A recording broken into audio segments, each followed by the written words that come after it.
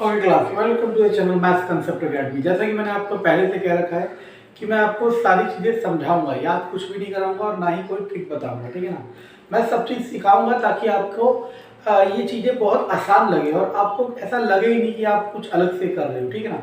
तो last class में मैंने एक कंसेप्ट बताया था कि कंसेप्ट क्या था कि ऊपर वाला छोटा हो नीचे वाला बड़ा हो, ठीक है ना। इसकी पावर कुछ भी हो सकती है। अब आज हम पढ़ते हैं कि इसे रिमाइंडर कंसेप्ट कह सकते हो आप, नाम से कोई फर्क नहीं पड़ता, ठीक है ना। मानो अब देखो, कल की तरह करेंगे बिल्कुल वैसे ही जैसे कल कर रहे थे। देखो, इसमें और इसमें डिफरेंस होना चाहिए 1 का, न्यूमरेटर और डिनोमिनेटर में डिफरेंस होना चाहिए 1 का। सबसे प्राइमरी कंडीशन यही है। अगर डिफरेंस 1 का नहीं है तो वो क्वेश्चन बहुत ही टफ लेवल का है, वो भी कराया जाएगा। लेकिन फिलहाल हम टारगेट कर रहे हैं किसको, जिसमें न्यूमरेटर डिनोमिनेटर में डिफरेंस किसका हो, 1 का हो, सिंगल नंबर का हो। आप सुनते रहना मैं क्या कह रहा हूँ क्लास। अब इसकी पावर या तो इवन हो सकती है या ऑड। अगर किसी ने मेरी प्रीवियस वीडियो नहीं देखी है इस वाले टॉपिक की तो प्लीज जरूर देखिए। क्यों? क्योंकि चीजों को लिंक करके देखो। अब मैं एक साथ इसलिए नहीं बना रहा क्योंकि वीडियो बहुत बड़ी हो जाती है और लोग देखते ही नहीं है, ठीक है ना। पता नहीं क्यों लोगों को पढ़ाई के साथ मजा चाहिए, ठीक है। चलो देखो, मान लो ऐसा होता तो मैं क्या लिखता, 3 3 9/2 कितना आएगा 1, रिमाइंडर कितना आएगा 1।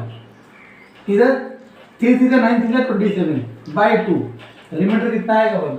अब आपने कहा सर आप तो 3 और 2 रख रहे हो, जरूरी थोड़ा ना कि यही हो। चलो चेक कर लो, 5 की पावर 2/4, 5 की पावर 3, चलो कुछ और भी रख दो, 5 की पावर 3/4, 25/4 कितना आएगा 1, और कितना हो जाएगा 21, 25/4, यहाँ भी रिमाइंडर 1 आएगा।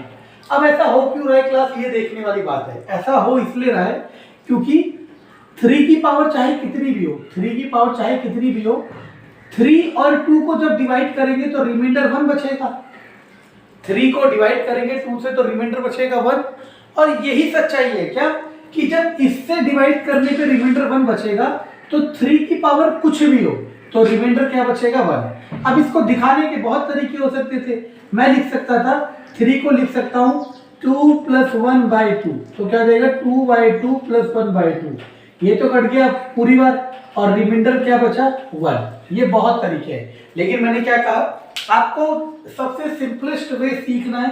तो अब यहाँ से अगर मैं दिमाग लगाऊं तो मैं क्या लिख सकता हूं, मैं लिख सकता हूं कि सुनते रहे ना, a की पावर n/a-1 हमेशा रिमाइंडर 1 आएगा,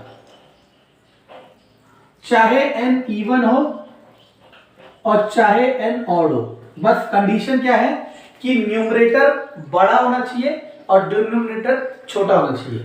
और ये चीजें बहुत आसान होती है और बहुत सही होती है अगर आप सीखना चाहें। मानो मैं इससे एक क्वेश्चन बनाता हूं, मानो 768 की पावर 35 प्लस 768 की पावर 39 डिवाइडेड बाय 767।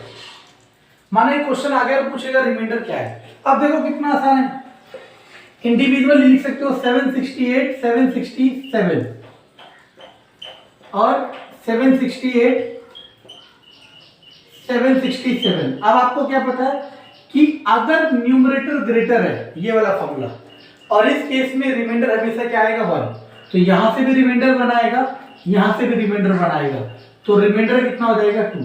तो देखा क्लास, इंप्लीमेंटेशन कुछ भी हो सकती है, इंप्लीमेंटेशन को आप और मैं पकड़ ही नहीं सकते। आप किसको पकड़ सकते हो, कंसेप्ट को, ठीक है। Thank you.